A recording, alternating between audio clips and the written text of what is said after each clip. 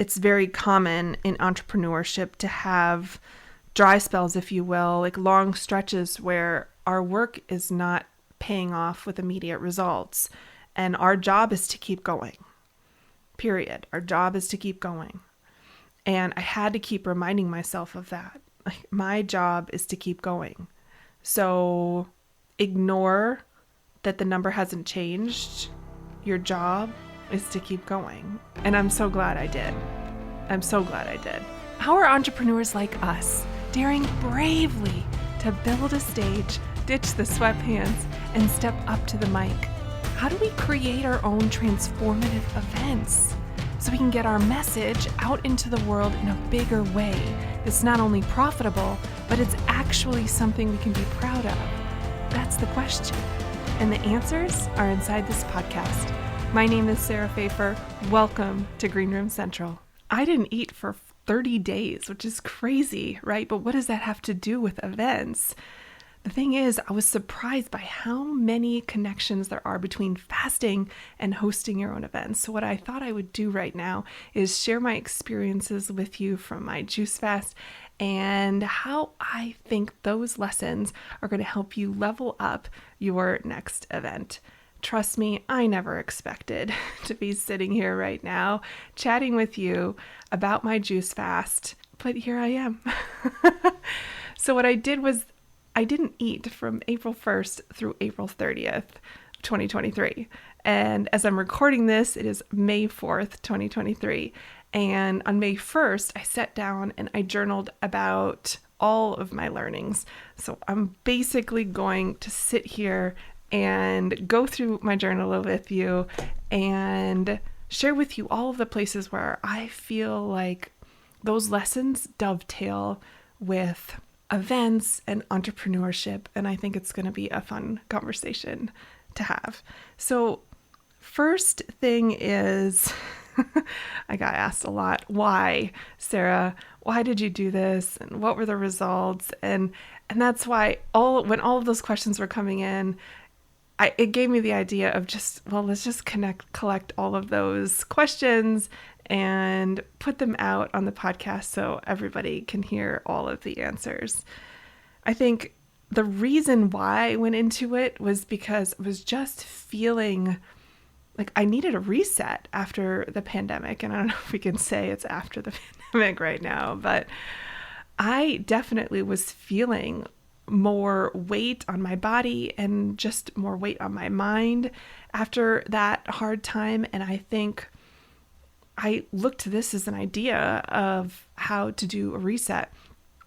I also think that for a long time now, I've been wanting to use juicing as something that was a regular practice in my life, a way of kind of cleaning out the system and keeping the roads in good order. You know that saying, I think it's from, gosh, what movie is it? Is it Food Inc. or Fat, Sick, and Nearly Dead? Like it's hard to repair the roads when there's always cars on the road. And fasting is one of those. And I love to do as much as possible a 16-hour fast window every day. But I think juicing kind of takes it to the next level. And so, I thought, let's just get a juicer and let's give it a try. And I learned a lot. And so I don't have any specific order that I'm going to go through these learnings, but I will say that it's just the order in which I wrote them down. I kind of think the last one's the most important one, and I don't know why it came to me last, but I don't know. Stick with me, because I think you're going to find something in this for you. First one is I slept less when I was on the juice fast, about an hour less, but I also got up more times during the night to go to the bathroom, and sometimes like 4 times a night, which is crazy. And I thought it was going to be more disruptive than it was, but it turned out okay. The reason why I bring that up as it relates to events is to know that about yourself going into an event scenario, that you are going to have disrupted sleep. whether it's the schedule of the event that's disrupting it, or just your mind racing because of all the things you're thinking about, or the energy of being in community with all of your people, it's going to impact you. And so what I would say is go in with a plan, and also the mental readiness that it's going to happen. And I kind of wish I'd known that going in so that I could have prepared myself mentally. But once I was aware that this is a pattern, and I wasn't tired during the day, I just was waking up more during the night, and also having really vivid dreams, which made me feel like I wasn't sleeping the same amount. But I wasn't, like I said, I wasn't tired during the day. So I just became this routine of just getting up earlier than I was used to, and Max got walked earlier in the day every day. The next thing was, it just takes way more produce than I ever expected to make juice. Way more. If you watch that movie, Fat, Sick, and Nearly Dead, they do not touch on logistics nearly enough for my sensibilities. And oh my gosh, this one was a shocker. So be prepared. And I think I hear that a lot from clients who are hosting events is, oh my gosh, I never expected it to be so much work. And I felt the same about the juicing. I never expected it to be so much work. I never expected for it to take so much produce. And it's one of those things with the infinity loop of confidence and competence, right? Is that just being in it will give you more competence on the topic, and naturally that leads to more confidence. And sometimes we're going in blind and optimistic, and then the reality sets in, just, oh my goodness. But the learning curve was, relatively speaking, fast. And I'd encourage you, as it relates to events, to the same way, is just get in and do your first one, rip off the Band-Aid, and then you'll build that competence loop, and you'll feel better about it. The next thing I wanted to talk about was just making the decision. So with regards to the juicing, I think it's important to make the decision on how long the juice fast is going to be. So as I mentioned at the beginning, I went in thinking, well, maybe we'll do something like 40, or maybe we'll do something like 60 because that's what they do in the movie. And then we watched the movie a few days into our juice fast, and it was, I think it was a few days in, so it was long enough in for us to realize, wow, this is going to be a lot of work. And wow, and physically to make the juice, and then also and do all the cleanup. But this is going to be a lot of work for us to mentally stay strong. And so we started reassessing, well, does it need to be 60 days? And the reality is, we're watching this movie, and about a couple of people who are in their several hundred or 400 pounds each, and looking at each other, my husband and I, going, we're not fat, sick, nor nearly dead, and perhaps we don't need to copy the movie and go big and do 60. And so that kind of left it open-ended. Well, then, okay, how many days is it going to be? And I kind of waffled until 21. My husband stopped it after 15. He had to travel for a week and felt like it was just going to be too much to deal with the juicing on top of the travel schedule. And so he stopped after 15, and I kept going because I definitely felt I can do longer than 15. But then around 21, I definitely wanted to quit, but I also knew I could go longer. And it was at that time where I finally decided I'm going to stop at 30. I want to get to 30. That feels like a big accomplishment to me. And also it feels like long enough. And so I just made the decision. And once I did, everything felt better because I had decided, I had removed the decision. So quitting, waffling, it wasn't on the table anymore. And so I say that about removing the decision because I want to encourage you that once you decide that you're going to produce an event to make the decision that it's happening, like it's a done deal, and that whatever obstacles come up, you're going to find a way to move past it, that quitting isn't on the table.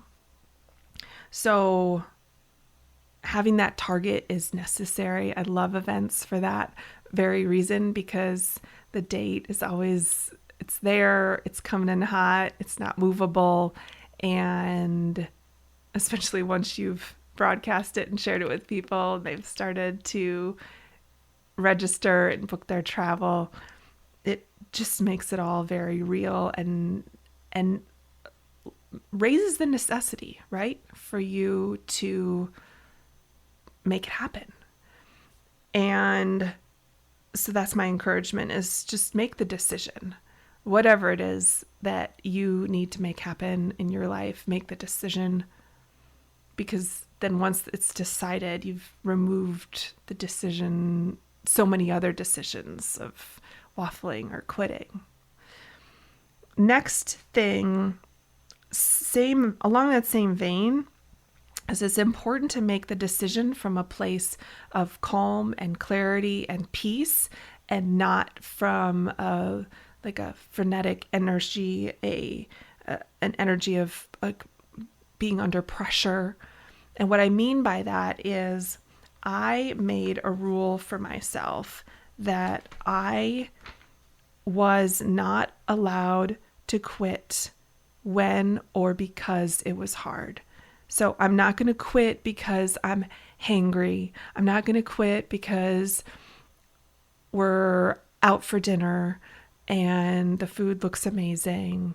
I am not going to quit because we're hanging out with friends and wouldn't it be nice to go to a restaurant together. I'm not going to quit because we're at the beach and what we normally would do is have a picnic. Like, I decided that I'm not going to quit when it's hard. Like, I get to make the decision. When I decided on, okay, it's going to be 30 days, I made that decision from a place of being not hungry and in a really good mood and rested and just totally dialed in and clear. And so I loved that, is that it's just important to make your decisions when about big things. So the reason why this is really applicable to events is because there's going to be a lot of moments where it's highly stressful. I guarantee it. And I don't want you to make snap decisions in those moments where things are hard and emotions are high, because it's just not a place to make decisions from, right? I think you can agree that when we're deciding from a place of peace and clarity and calm, in our right mind, so to speak, and we're not trying to, I think there's a sense of when we're in situations that put us under pressure and have us relying on willpower, it's hard, right? And so let's try and not put ourselves in those situations. But when they come up, especially during events, know that the decision's been removed for you to make decisions, big decisions during those times that you need to take a beat.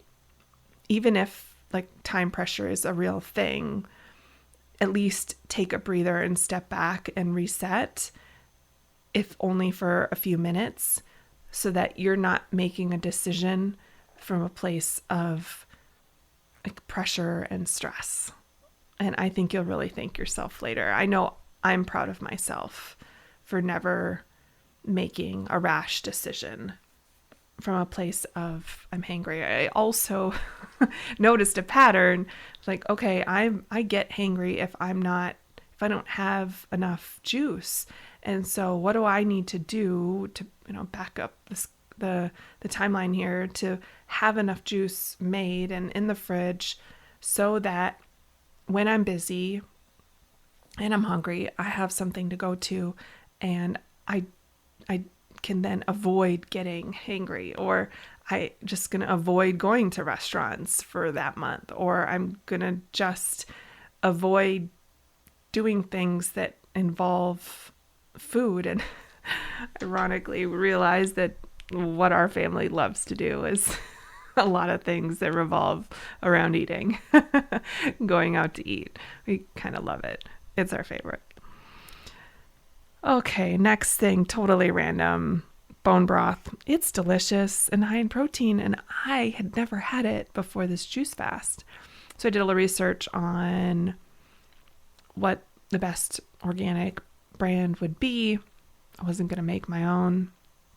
No need to put that extra pressure on myself. And turns out it's so delicious. And you just have like a 16-ounce glass and you're getting pretty much like 20 grams of protein. How crazy is that? And it's really light in terms of, it's not, I think if you ate the equivalent of like a steak, it would feel really heavy. And it was like lighter, uplifting. And I would encourage that might be something you start as a habit and continue it on into your event cycle, because during an event, that's a pretty awesome way of getting some extra protein in to help with focus and energy. Yeah. Next thing is all about how I love to eat and cook and bake. And I touched on it just a minute ago, but I really do love to cook and bake food for people I love. Like, it just brings me so much joy to see people enjoy food that I made. And I realized during this juice fast that I stopped cooking and baking for the most part once I had a kiddo, because having a kid is really hard, and I wasn't sleeping and there just wasn't time. And then as my kiddo got older and became an extremely picky eater, I stopped cooking and baking new things because there was really a pretty tight window of things they would eat. And it's been too long, really. I didn't realize how big of a part of me that is, and how long it's been that I've kind of put it in a drawer. And so crazy. I spent most of this juice fast binging on Ina Garten cooking show. So the Barefoot Contessa, I have the Discovery Plus app. And so I was just watching commercial-free episodes. It was amazing. I used to watch it before I had a baby.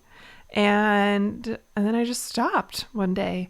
And I binged and watched so many and wrote down so many recipes that I wanted to try. And so excited. And decided that I'm just going to cook and bake again. And it's okay if there's only 2 people in the house eating what I make. I'm going to enjoy it. I know my husband's going to love it. And if my kiddo has a nibble, bonus. But it's just going to bring me so much joy to explore recipes again, to spend time cooking and baking, and eat stuff that's different than pizza and pasta with red sauce. So I'm excited about that.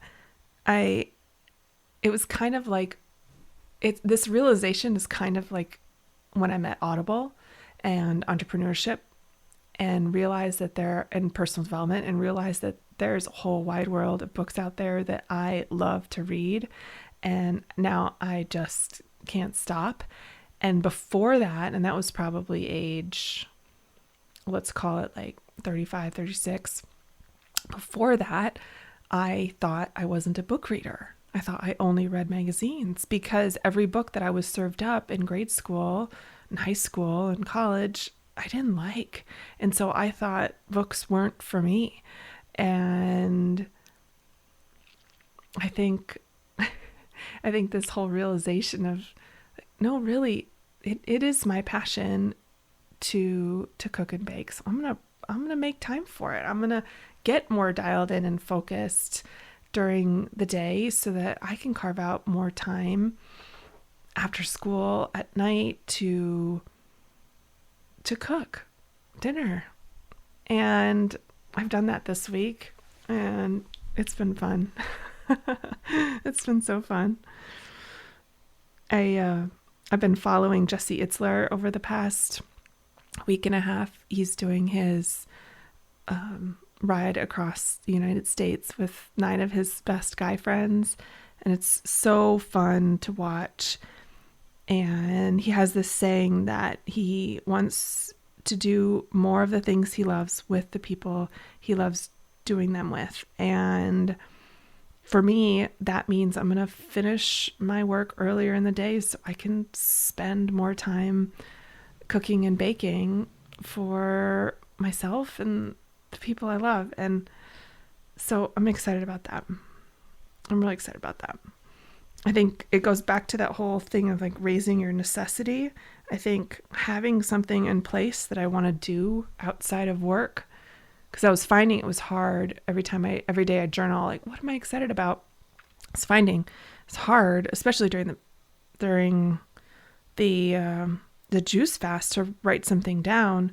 And it's because I didn't have like something exciting in the evening to look forward to. And I think this is going to be an excellent thing. It's going to help me raise my necessity, eliminate those distractions, think more creatively, like what people do I need to hire in order to help take things off my plate so that I can make more time for this.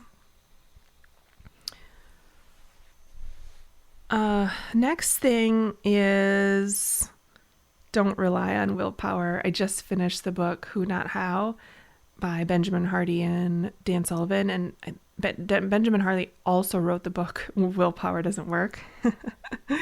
That title, I think of that title when I was writing this journal entry of don't rely on willpower. I cleaned out the pantry on the first day of the juice fast.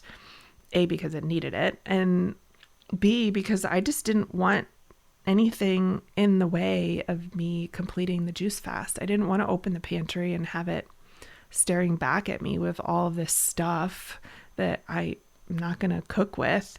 And so I did that. I also didn't cook as much. Occasionally I got like takeout for my family so that I didn't have to cook, or delegated dinner making to them so that I didn't have to cook, because that felt like extra hard on top of juicing. And to connect that back to events, don't rely on willpower.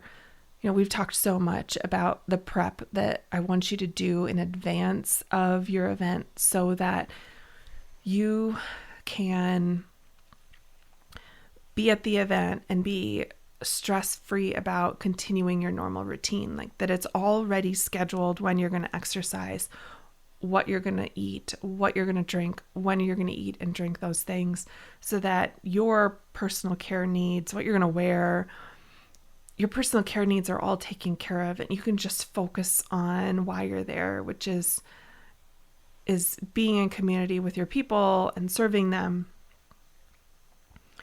Because it's going to be too hard to rely on willpower during your event. It's just such a busy time. It's such a busy time. Okay, the next learning makes me laugh and also makes me want to stab someone at the same time. It's hard and it gets better. So my husband and I have this ongoing joke because when we had a baby years ago, and we had a very challenging baby that did not sleep. And I had very specific needs and wants without the ability to speak. Very challenging. And people kept saying, oh, it gets better. It gets better. And we just wanted to hate on them so much because it was so hard. And I'm going to say that same beautiful line about juice fasting. It's hard and it gets better. The first week with all that newness is such a challenge. And I think I typically tend to go big. Like that's just in my nature. And if I had to do it all over again, I would have done a short juice fast, which is exactly what they preach and teach. But I was like, I'm all in, just so that I could get accustomed to how do I make a menu? How do I shop for that? Like what volume of produce does it require to produce the amount of juice I need? Like, practically, tactically, how do I use this brand new juicer I just bought? What does it take to clean it? How much time does all of that take? You can tell I'm very process and system orientated, which is why I'm such an absolute weapon and protein when it comes to event production, because there's so many details and because systems help you scale and make more money. But as it relates to the juicing, it's that I had to learn to use that juicer in that first week, and how to menu plan and what the process would be and how much produce to buy and where to set everything up and which direction to put the cutting board. It wasn't until the very last juicing session that I realized, wait, I cut with my left hand. So let's have the cutting board. It had like one straight end and one end that kind of like hangs on the wall. So it's got a rope and all this stuff. I was like, well, let's put the straight end on the left so that when I cut, I can just like scrape the cut ends right off the board and slide them into the trash super, super easy. It's like that, anal retentive and detail oriented. But I think that type of stuff, that learning that you're going to do it's hard. It's hard to do that on top of feeling different in your body with I think I was low energy that week too and had headaches and was sleeping different, and also just the using the willpower of not eating. It's all hard and new feeling, and to like put on top of that all of this extra work, it felt like, of learning the stuff. It's hard. And and where to get protein and where am I going to get fat from and what app am I going to use to monitor my weight loss, and all that stuff just got easier. And it's back to that infinity loop of confidence and competence. I think I felt so much better as the weeks went on because I just knew, oh, okay, if I'm going to do this, it's going to take this much time. And if I do this, it's going to set me up for this many meals. And I think that the same thing happens with anything in entrepreneurship, right? Once we do it enough, we get that sense of accomplishment, the sense of competence. It just, everything tends to land better. I was watching a reel this morning by Sean Cannell. He's a YouTube expert, and he was saying just like get to 100, publishing 100 videos as fast as you can. Just do that, because when you do everything that your coach is teaching you about that thing, so get to produce, I would say, like, produce your first event. Get there as fast as you can, because once you do, then everything I'm teaching you about events is going to land that much better, because you're going to have gone through a whole cycle and you're going to know what it takes to do X and Y and Z.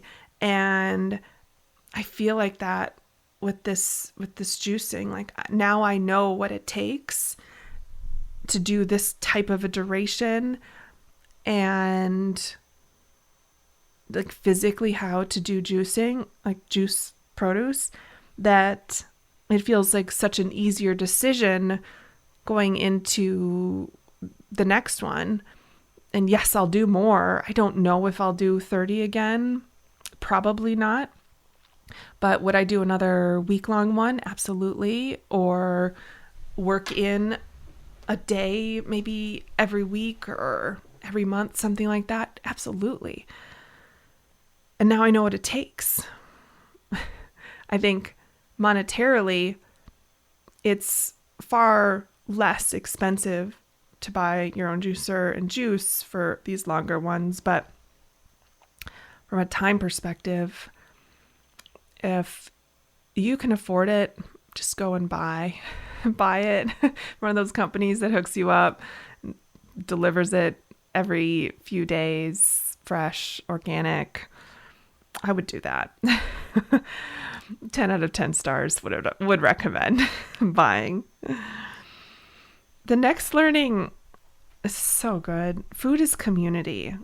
It really brings us together around a table. I noticed that as a family, it was just it felt more challenging to sit down and have a family dinner, because we weren't all having the same thing. And that doesn't feel normal. It doesn't feel right.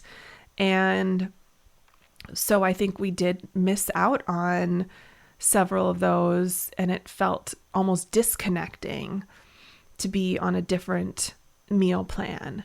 And I'd say when it comes to events, I would encourage you, if you can fit it into the budget or add it to the ticket price, feed your guests meals.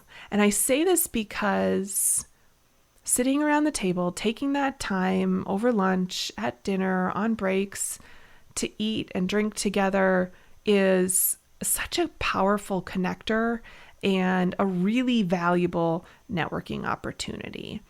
And I was sharing that with my mastermind members during our call on Monday this week. And one of them asked, well, but what do you think about, what do you feel about being, having a lunchtime speaker? And I said, no, because I really love that sense of community that's built when you just allow to decompress, talk about what just happened in session, not having anybody talk at you. You get to talk to the person next to you. It just is a really valuable time for it to just be organic and filled with serendipity, right? So if you can help it, I say no to speakers during lunch.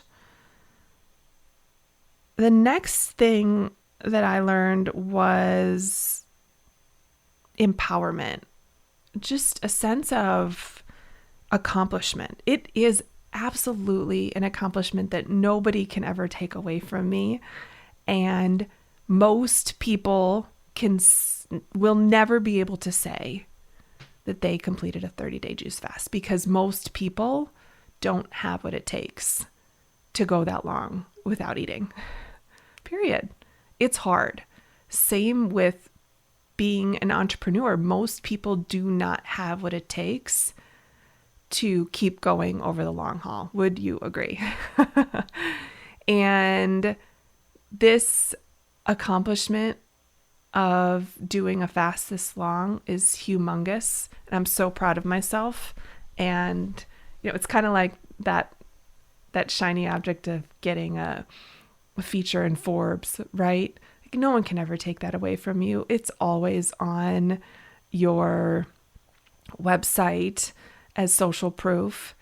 And a juice fast and an event is always something that is on your resume, right? Of things that you've accomplished, your life resume, if you will. I love that concept that Jesse Itzler has of building your life resume. Forget the whole work resume business. Like, what's on your life resume? What's the cool stuff that you've accomplished? And so I think it's really empowering to do something big and to celebrate it, and then to say to yourself, if I can be disciplined and not eat for 30 days, then I can be disciplined about and fill in the blank. Anything is possible, really and truly. It felt that hard that coming out of it, my head is like, I really can do anything. If I'm capable of dreaming it up, it's possible. And it's already a done deal. I can make it happen. It's just a matter of committing and making the decision, right?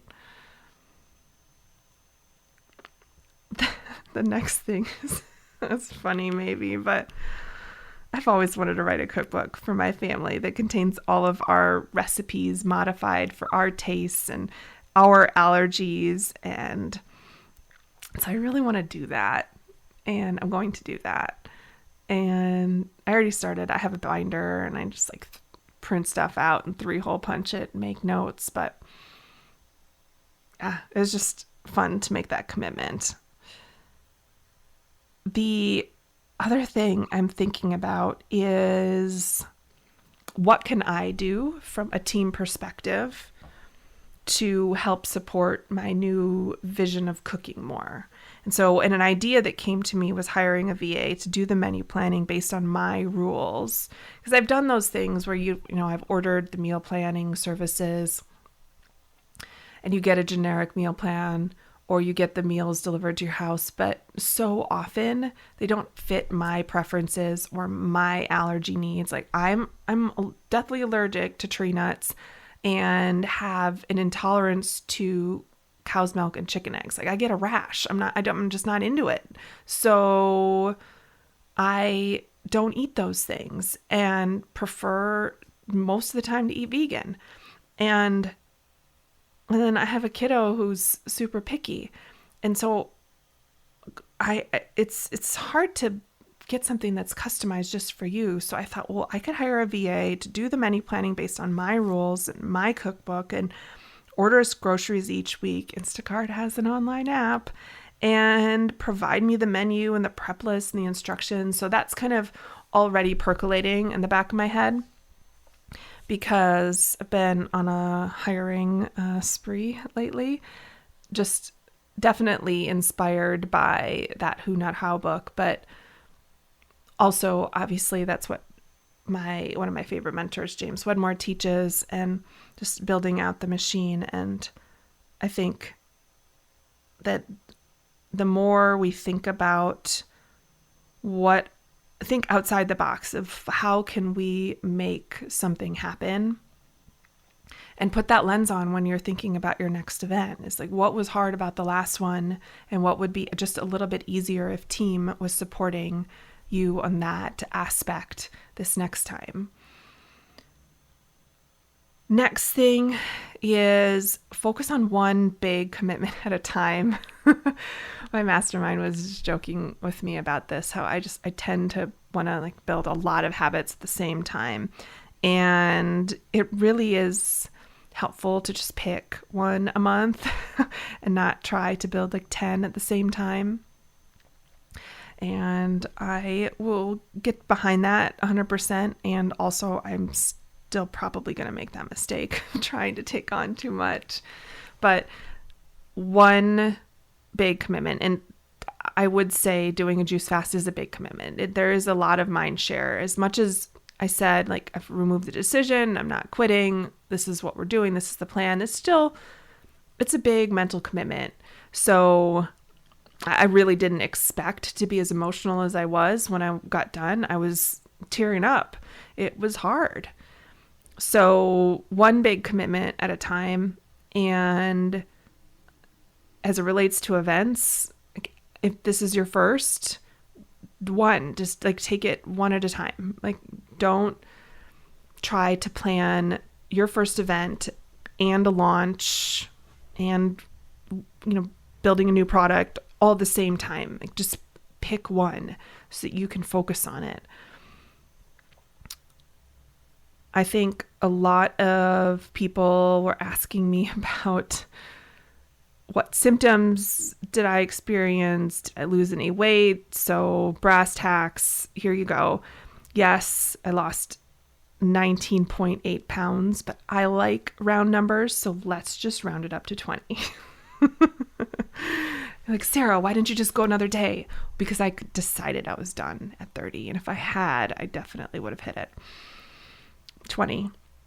Not that I had a specific number in mind, but I'm proud of that.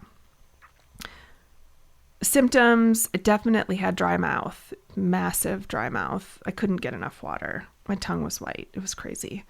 I had low energy. I don't know what these people who talk about juice fasts are talking about when they're like, I had the best energy of my life and didn't want to quit. And I never felt that way. I talked about I had broken sleep because I just was getting up to go to the bathroom. Lots of number one happening, not a lot of number two, and that's all I'm going to say about that. Less sleep, just an hour less per night on average. Lots of vivid dreams, which I'm not used to dreaming, so having dreams felt crazy. My husband blew up like a balloon one day after I only did it once. I made almond milk in the juicer, and after having a whole glass of it in under 30 minutes, he was just like blown up, huge. And which is crazy because I'm the one with the nut allergy, but almonds aren't nuts. They're part of the apple family, so I can have them. I had no problems, but he got all swollen and itchy. Thankfully, he was fine. And we're going to send him to the naturopath to get the intolerance test, because that was a crazy thing. Part of me thinks it was because he has a pollen allergy. And so sometimes apples make him itchy that were pollinated by, probably the same bees that pollinated the plant that has the pollen that he's allergic to. I think it's like ragweed, something like that. So I thought, well, maybe those same bees were pollinating the almonds that I juiced. I will say it was interesting reintroducing food this week. So the first meal I had like yogurt and granola, like coconut yogurt and granola and some berries, and I drizzled honey over it, and it was way too sweet for me. I definitely have felt that my taste buds, after not having any sugar except for sugar from juice, the juiced fruits, it definitely reset my taste buds on the level of sweet I need. And I've always known that, like, if you want to train yourself to have less sugar, then have more like the spinach and the broccoli in your life, because you'll just naturally adjust your taste buds. I felt that. I've felt a reduced capacity for food, so I've just felt fuller faster. Like the volume limiter is definitely on. But crazy enough, my eyes are the same size, so I'll still make a plate that is what I think I want to eat and then not be able to finish it. But it seems as the week goes on, I'm getting a little bit back to normal. I've also cooked so much this week because I was missing it so much and spent so much time on it, and I definitely will adjust that next week. But it's been fun to eat new food that from those recipes that I printed from binging on Ina Garten shows over the past month. The last thing I'll say on this topic is to just around the concept of keeping going. And that's such a big theme in entrepreneurship, right? The difference maker really is in keeping going. And most people don't have what it takes to keep going. And whenever I hear that phrase, I see the image. There's a cartoon out there where it's a miner, and you can see the miner, but you can also see what he's like, the next part of the cave that you see like a cross section of what he's chipping into, and he's not getting anything, but you see that he's like inches away from just this massive find of gems and diamonds. And I was thinking about that because in the middle of the juice fast, and I know you're not supposed to do this, but I did it anyways. I did get on the scale every single day. And while weight loss wasn't the biggest reason for this, as we talked about inflammation and just overall health and feeling just a sense of, like more lightness, more clarity, like a clean out after the pandemic, it was really important to me. I did step on the scale, and we have this cool scale that measures like body water and protein and bone mass and all that cool stuff. Well, it wasn't moving for at least a week. And it's really disheartening because it feels like so much work to not eat, and then to not have immediate gratification, because the first week there is a lot of immediate gratification. Like it's almost as if you get several pounds off of a day. It's just crazy. But to not have that and have that stall was disheartening. And I think that it's very common in entrepreneurship to have dry spells, if you will, like long stretches where our work is not paying off with immediate results. And our job is to keep going, period. Our job is to keep going. And I had to keep reminding myself of that. Like, my job is to keep going. So ignore that the number hasn't changed. Your job is to keep going. And I'm so glad I did. I'm so glad I did. Because now I've got that feather in my cap. I completed a 30-day juice fast. So that was probably more than you bargained for. But I wanted to get all of my learnings out, and was hoping that my experiences might help you and in some small way. If you have questions, drop it into my DMs over on Instagram. I appreciate you being here with me today and wish you the most outstanding week. Take care.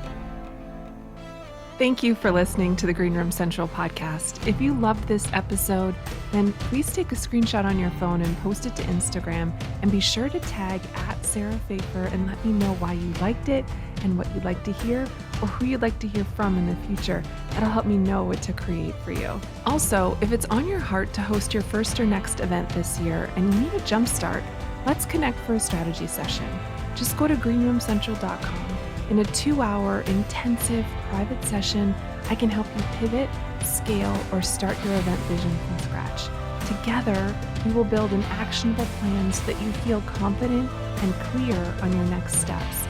Go to greenroomcentral.com right now to sign up. I appreciate your commitment to leveling up and learning the mindset and strategy of live events. Keep going. Keep learning. If you want more, head over to greenroomcentral.com for show notes and all the links from today's episode.